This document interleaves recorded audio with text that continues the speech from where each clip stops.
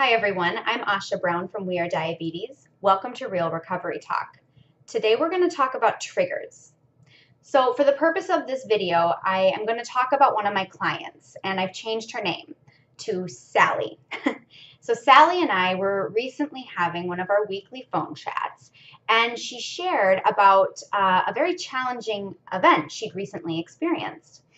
So Sally had recently had a lunch date with a friend that she'd known for quite some time. And this friend, as Sally put it, is always on a diet even though she doesn't need to be. I think we all kind of know that type of person, right? So during this lunch date, Sally's friend spent most of their time together discussing the keto diet, all of the Fitspo Instagram accounts that she was following, and obsessively dissecting the fat and calories and the nutrition content of all the food that they'd ordered for lunch. And I guess the friend had even said that she would have to go and have a second run that afternoon to make up for their rich lunch. So Sally had just taken her insulin when their food arrived, and she struggled throughout the entire meal to eat.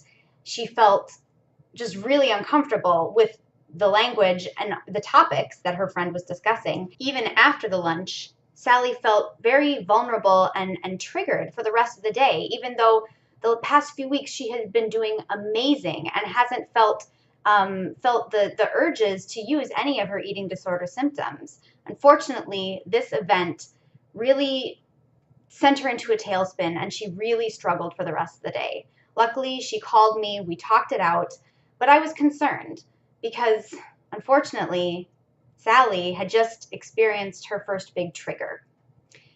So unfortunately, this experience is just one of many that Sally is going to experience on her road to recovery. We live in a very pro-eating disorder world. And what I mean by that is that dieting and cutting carbs and over-exercising and just pushing all of this obsessiveness out there into the world, it's not only acceptable, but it feels like it's very often praised. So the question is, how does one maintain and grow away from their eating disorder when it feels like everyone around them, and social media especially, is pushing them back towards it, right?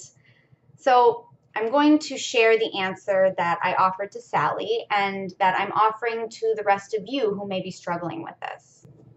You absolutely could have used today's events or whatever recent triggering experience to justify ignoring your meal plan, binging, skipping your insulin, or engaging whatever type of eating disorder symptoms are strong for you. You absolutely could have done that.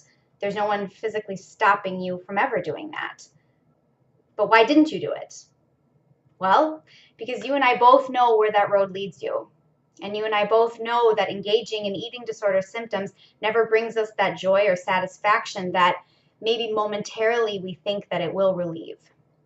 The people around us who are still actively engaging in their eating disorder are not happy people. They're frightened, and they're hopeful that their eating disorder will somehow make them good enough. They're caught in that cycle that you yourself used to live in for years. The cycle of restrict and binge, restrict and binge. It is so hard to get out of. And we both know that it never relieves that anxiety underneath. So unfortunately, the choice to use symptoms is never the right answer. And it's hard sometimes because we don't know what to do with those feelings that come up when we have a triggering event. It's really important for everyone to remember that no one who starves, restricts their insulin, or uses any type of disordered eating behavior is a happy person. It's always your choice. You can participate in your eating disorder and compete with others in theirs, or you can take care of your body and choose to have integrity with how you decide to live your life.